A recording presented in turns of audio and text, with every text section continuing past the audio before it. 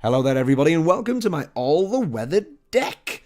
This is a deck that I've been using on casual and ladder, and it focuses around destroying enemies with weather and just abusing monsters carryover units. It's very strong, it's very deck efficient as well, and well, I wouldn't say it's cheap, to be honest. There's quite a few expensive cards in here, but the main core of the deck itself is actually really cheap if you wanted to create it on like a little budget. Anyway, let's talk about the cards and just explain what they do and why they work well, etc. So, Ekimara. Ekimara is a card that is only 3 strength, but it does allow you to carry over any strength on your board by consuming it. So it's really nice for... You can either just make sure that, because it adds the resilient tag, you can probably eat Brewis over here, so that'd make it a 11 strength unit that'd carry over into the next round. Or you can actually use it as like some defense against Nilfgaard cow tossers, rot tossers, and eat the cow carcasses, because Nilfgaard are very popular at the moment. And yeah, I've used the Ekimara quite a lot to eat cow carcasses, just to make sure they don't destroy your backlines. So very nice card. The Selena Harpy, this card is probably the best that monsters have at the moment. Well, bronze. It's very strong. It's a 5 strength card that actually spawns 2 eggs to the left of it. And these eggs, they've only got 1 strength, so they're nothing really that special until they are damaged or die. Basically, they have this passive here called Death Wish, and what it does is it spawns a Harpy on a random row. Harpies are 3 strength, guys. So this is very good, because Death Wish also procs when you end the round. So technically these guys are 5 strength, 7 strength, and then when they actually go on to the next round, you get to carry over 6 of that strength. It's really nice and really strong, and I'm very impressed with these cards. They're sort of just... They are very strong. As I say, I think they're the strongest bronze cards that the monster faction can have at the moment. I think it's pretty silly not to run these guys. They're just nuts. Next are the other amazing bronze card, and obviously if you're going to be using any form of weather, you want the Wild Hunt Hounds, because holy shit, they're awesome. These guys are 5 strength, and they summon a Biting Frost. Bear in mind that summon means pull from your deck, not spawn. Spawn means just create from thin air. So these actually add to deck efficiency as well. +1 deck efficiency, because if you've got 3, which we have, and 3 Biting Frosts, you've just got to play one of these guys and it'll pull this from your deck. It's very nice, and just allows the deck to run a lot smoother, because we've got these here, and we've also got the Crones, which thin your deck. You can even use Eredin the Leader to spawn a Wild Hunt unit, which also means a Wild Hunt Hound, and you can get that final Biting Frost if you need it. It's very nice, and these just add to the efficiency of the deck. We've got the Arch Griffins here. These Arch Griffins are really strong, because as you can see, pretty much the entirety of this deck stack on 1 row, and that's basically to counter things like Ragnarok and Drought, which we have. But yeah, basically Ragnarok and Drought do damage to every single row at once. They do 3 damage to the highest and 3 damage to the lowest. If our entire board, if our entire army, I know what I mean. If all our units are on 1 row, then it kind of null and voids Ragnarok and Drought. So these are really strong. Just to drop at the end of the row and go boom, anti-weather. It's very nice. Drowners are basically there to counter what we've just mentioned with the Arch Griffin. The Arch Griffin allows you to remove weather from 1 row. These Drowners allow you basically to pull enemies out of their row. So if they're doing a single row tactic like we are, then you can disrupt them. If, say, Ragnarok's going on at the moment, and you just go, okay, my Drowner comes here, we pull an enemy card here, then it's going to get hit at the end of your turn by using Ragnarok. So it's really nice. You can split up the deck. You can split up things like... how can I explain? You can split up their sort of tactics. If, say, they throw a cow carcass at you, you can drop a Drowner and then move the cow carcass from, say, this row to here to kill, I don't know, say, Nilfgaardian Spy or something. It's very strong. These are very versatile cards. I've played the deck with, like, 3. I played the deck with 1. And I think 2's a really nice number just to leave it on. Plus, I really like the premium. Look at this. Hello.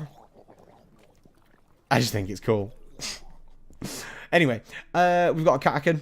Katakan is basically a tech card. This allows us to consume a unit from either graveyard. So we get to pick. And what's really, really nice is you can eat Morkvarg. You can eat a Queen's Guard. You can eat a Clanbrockvar Hunter that the Skellige player has just leveled up to level 20. To like 20 strength. The Katakan can eat that. It's a very, very nice card. And basically can single-handedly counter like Queen's Guard. It's very, very strong. Very strong indeed. The Fiend basically allows us to lock things. The Fiend's not very...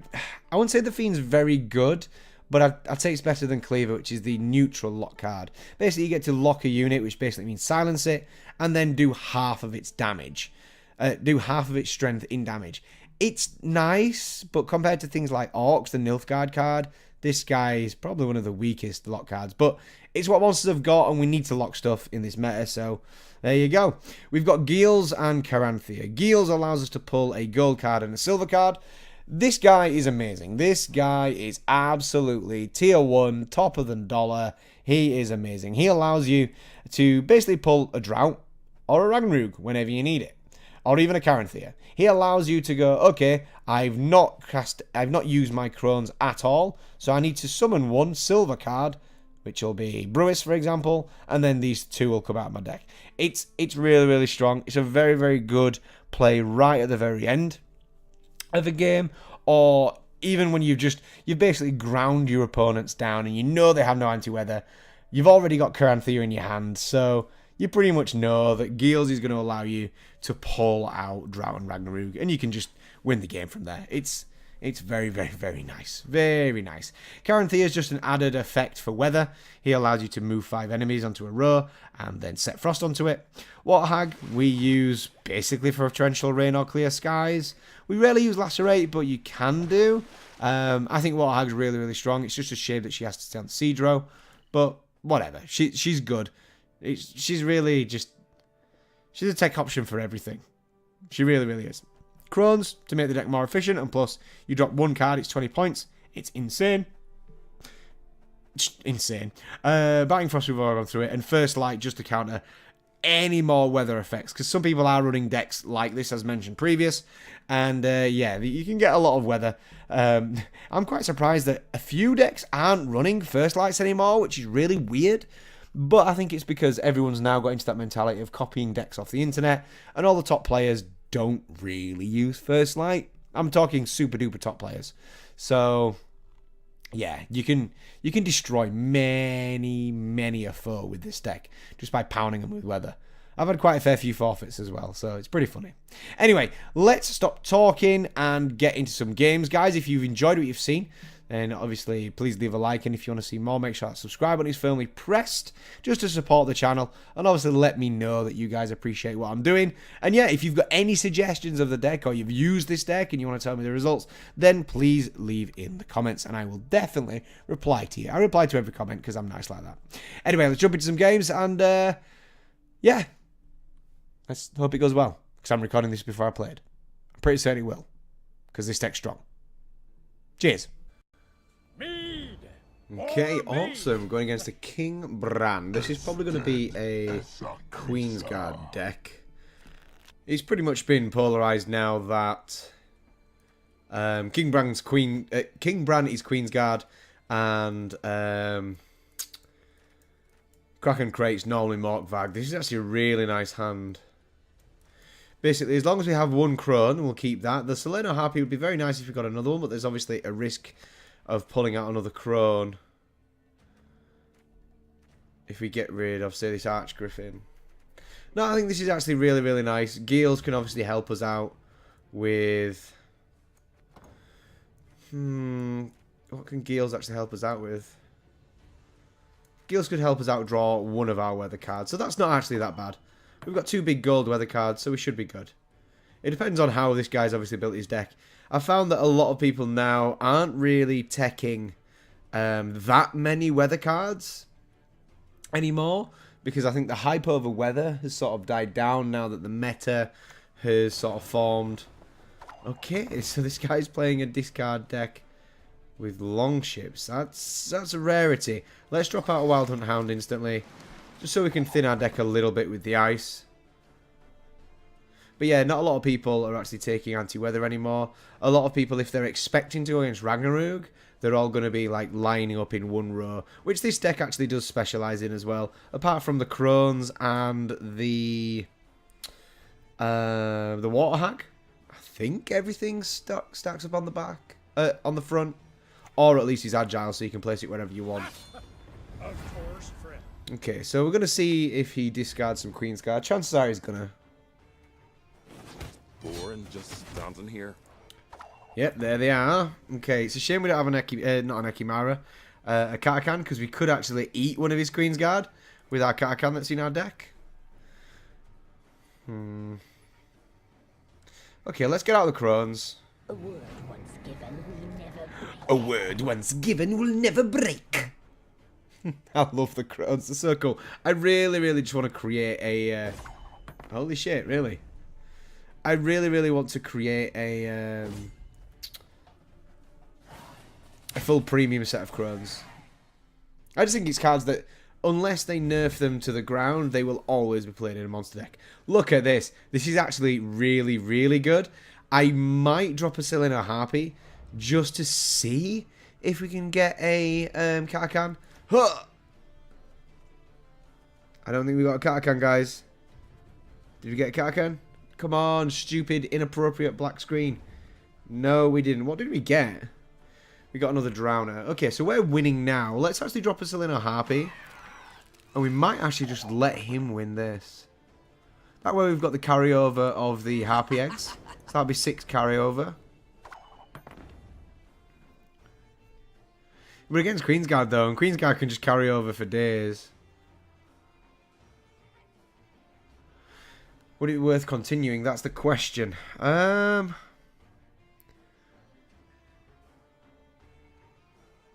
they're not in the graveyard, then technically you can't play with like Dragon Do or anything like that. You know what? I think we'll try. Let's get Mr. Eridin down. We'll get a Wild Hunt Hound and call some ice. See if this forces him to use any anti-weather. Come on. Blow me neck. There's been a load of connection issues at the moment, which really sucks. Okay, that's actually worked out absolutely fine. Let's use an Ekimara here. Just so we can eat. We'll say... In fact, no. We'll eat the Selena Harpy. I've got an idea. So we'll eat the Harpy. Transfers the power over onto this row. And then we can actually use... Oh, no, we can't. Shit. I was going to say we could use Eridin to get a Wild Hunt Hound. That's not going to happen. Okay, we can lock... We could lock the Fiend. Alright, let's do this. We can let Okvis tick down. And we can lock the Fiend right at the end.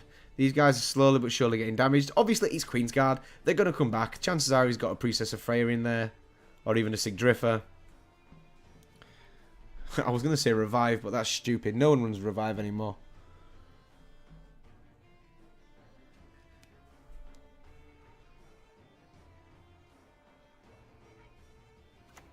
What's he waiting for?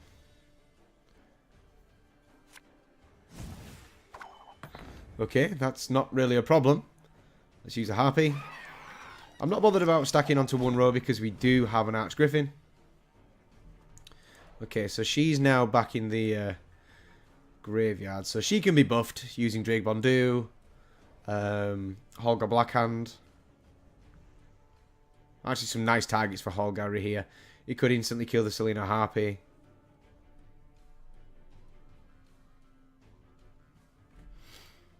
Come on, my friend.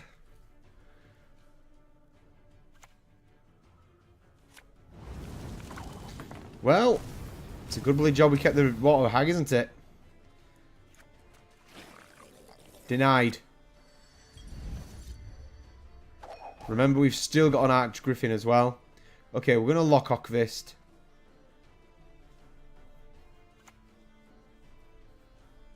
Mordred Freyr is patient. but she brooks no insult. Okay, there's the Queen's Guard.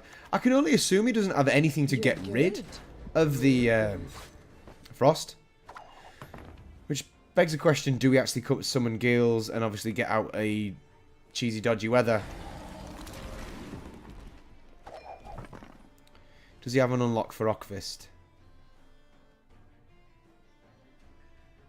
It might be worth using a Drowner and pulling Ockfist into the weather.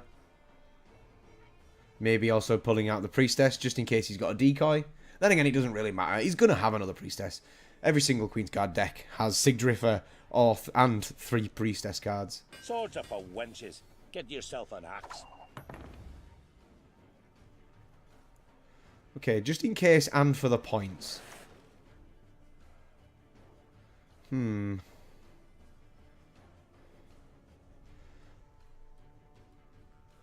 Let's pull you up. I just don't want him to decoy this row again. If these can constantly be battered, that's absolutely fine. Oh no! Don't unlock Ockfist. He's decoying Ockfist. Okay, so that's kind of annoying. The only thing I think we could legit do to beat Ockfist down is Ragnarok. We've got no chance of using Fiend again.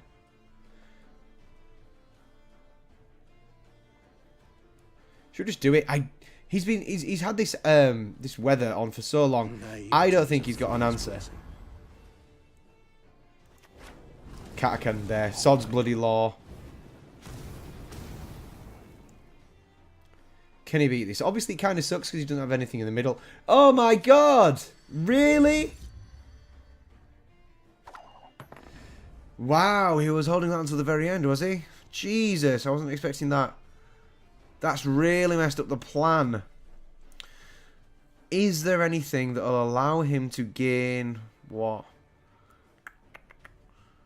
16 strength? I don't think there is. So you know what, we'll pass here. We'll hope that we can use the Harpy Eggs and the Ekumara's strength to go over. That's 7 to carry over.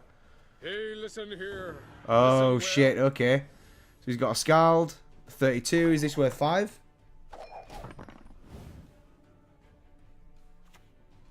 We serve her who is Well played. burdened mother He and kept throne. that Clear Skies for a very long time. He was obviously expecting that I had Ragnarok.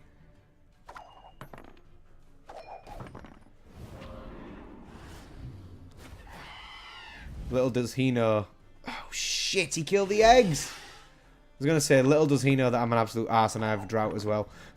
So we'll see if we draw our drought. Please do. It'd be so funny. We've got a Drowner as well, so we can split up his row. Well, he's only ever going to have 2 cards anyway. 1 card, sorry. Katakan. Is there anything big? Ockfist is pretty big. You know, I think we've won just out of sheer numbers. So it's a shame when he gets used drought, but really well played from him, keeping his Clear Skies. There's no way he can beat this. Ockfist is... Wasn't he 9? Oh no, he was 6, sorry. Yeah, we could even eat a Queen's Guard if we wanted. Oh, we could eat the Shieldsmith. He's 7. So technically the Katakan's an 11 strength. And obviously add 14. Bow before modern Freya. Pansy. You're good. That's Really? kind of annoying. We've still won though just from sheer points. Nicely done. We can eat the Griffin.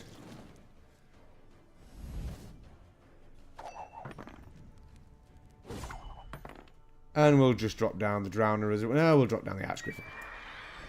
So we're drawing. And now we drop down the Drowner.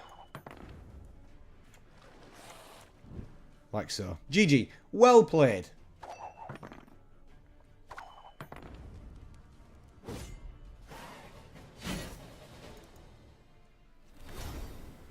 Victory. You shall die, world. Okay, so we're against an Eredin ourselves. This guy's got a premium though, so he's way better than me. Just because. Dr. Bont. Right, what have we drawn? This is really nice. We've got Bruce, we've got 2 of our golds as well. Caranthea and Gales, meaning Drought and Ragnarok is going to be guaranteed if we use Gales. Let's get rid of the Frost. And let's get rid of that Frost. That's actually really, really nice. We've actually got a really, really good hand. I don't think we're going to need the first light, though, because we've got the Archgriffin, so... Oh, shit, we got Ragnarok. Okay, so definite drought here from Gills.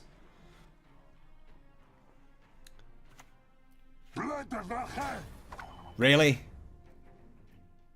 You're really using that? Okay, I think we're just going to use Fiend straight away just to lock him.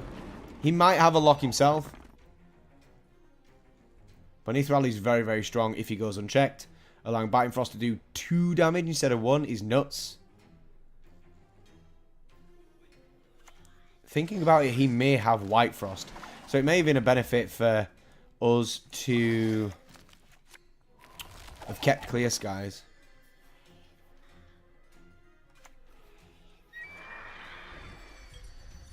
Okay, that's fine. We can do the same. We're still up by 1 point. If you put something on the siege row, we're going to Ragnarok. Oh, hello. All of them. Okay, so he's used 1 Griffin. Ragnarok, let's see what we do. See what he does. Boom, boom, boom. Can he clear it? That is the question. He can clear it in the front row. Okay.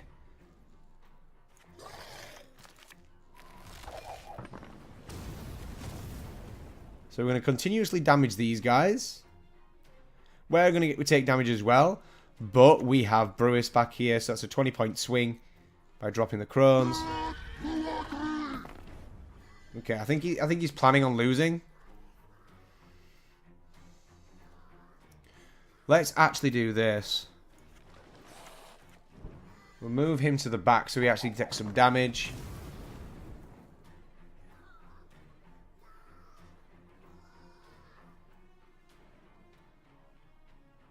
So with Ragnarok hitting 2 rows, I think we're fine. And he's passed. Oh, shit. Really? Okay, so we're going to Selena Harpy to get that carryover. Ragnarok's going to hit. Oh, no, we don't get the carryover. Shit. Okay, just end turn. End turn. That's fine. We don't get the carryover because of the ice. I wasn't sure on the interaction when it went off, basically. That's fine. He got no carryover because the Wild Hunt Rider died. I'm amazed that we still got Brewis. Let's get rid of the Ekimara for Selena Harpy. That's awesome. Okay. Do we...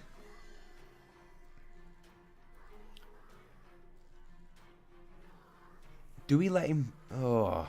I think what we need to do here is drop the Selena Harpy. He could play down a card, but it could be anything. He could literally play down Crones, which I think would be stupid too. It could play down a Drowner, and it's going to be the initial 7 points. So I think what we need to do here is drop this, which will then force him to play something. If he decides to do any damage to this row, these eggs will turn into 3 strength, and obviously we can just call it there. He'll then have to throw more cards into it, which is good. We're lucky that we've got the Crones. Okay, so he's going to have to put 2 cards down. That's absolutely fine. If he wants to get rid of these, it'll be his benefit, because he'll have no carryover. I'll have no carryover, sorry. But obviously any damage to these, then we get an additional 3, 6 health, strength.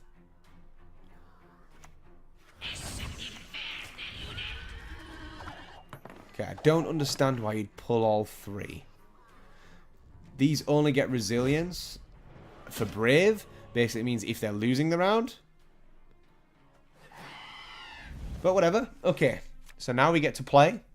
Unfortunately, we pulled a Crone. Please don't give me the other Crone. You didn't. Awesome. Resistance is futile. Okay, so this works in my favor. What I want to do is we're going to use Eredin. As dead as a creaser. Use a Hound. We're going to drop it here. Allow us to use Ice. In theory, he's going to clear it. We've got a superior advantage to him. Purely because we've got Drought just guaranteed. We've got a Lock guaranteed by using Fiend. I think the only other silver in our deck is Fiend. Oh, no, we've used Fiend. Ignore me. Oh, hello. Really? Okay, if he's pulling out an Archgriffin, it means he has nothing. Okay, so I think we're going to have to do this. Naivety is a fool's blessing. Hello. So straight away we got 6 value there. If he had to pull out an Archgriffin, guys, there's no way he's got any anti-weather. This is why this deck is pure cheese. Oh, don't have a clear skies. Don't be a clear skies. Don't do it. Don't do it. Fudge! Well, we got 6 value, I guess. Okay, so let's get the Crones out. Massive point swing. He's probably going to use some ice on the back row, unless he has the Crones himself. Oh, no. Oh, no. What's this?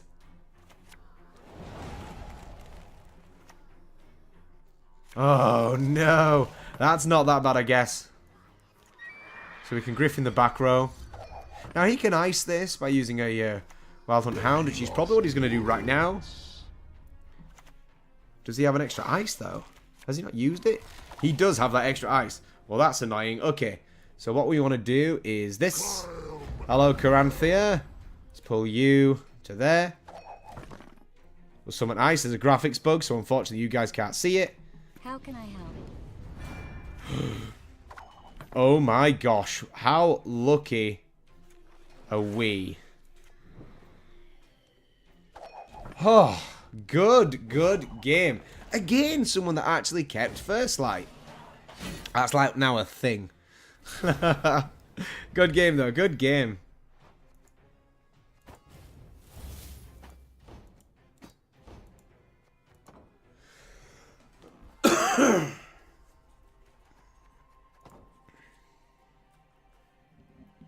Is it spawns a Harpy on a random row. Harpy's a 3 strength, guys.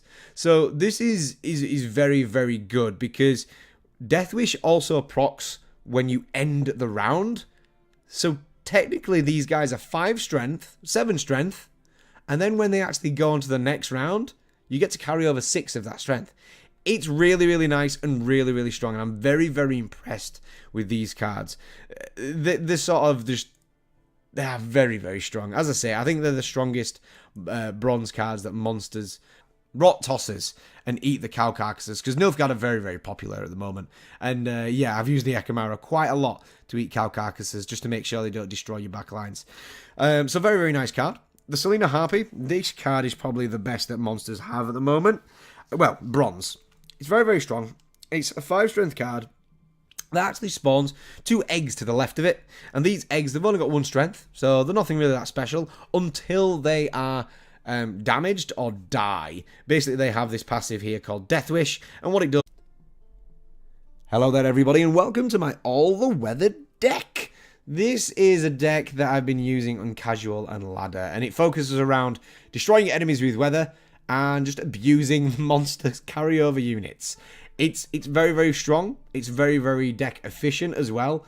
And, well, I wouldn't say it's cheap, to be honest. There's quite a few expensive cards in here. But the main core of the deck itself is actually really, really cheap if you wanted to create it on like a little budget. Anyway, let's talk about the cards and just explain what they do and why they work well, etc. So, Ekimara. Ekimara is a card that is only 3 strength, but it does allow you to carry over any strength on your board by consuming it. So it's really, really nice for... You can either just make sure that, because it adds the resilient tag, you can probably eat Brewis over here, so that'd make it a 11 strength unit that'd carry over into the next round. Or you can actually use it as like some defense against Nilfgaard cow tossers, that the monster faction can have at the moment. I think it's pretty silly not to run these guys. They're just nuts. Next are the other amazing bronze card, and obviously if you're going to be using any form of weather, you want the Wild Hunt Hounds, because holy shit, they're awesome. These guys are 5 strength and they summon a Biting Frost. Bear in mind that summon means pull from your deck, not spawn. Spawn means just create from thin air. So these actually add to deck efficiency as well, +1 deck efficiency, because if you've got 3, which we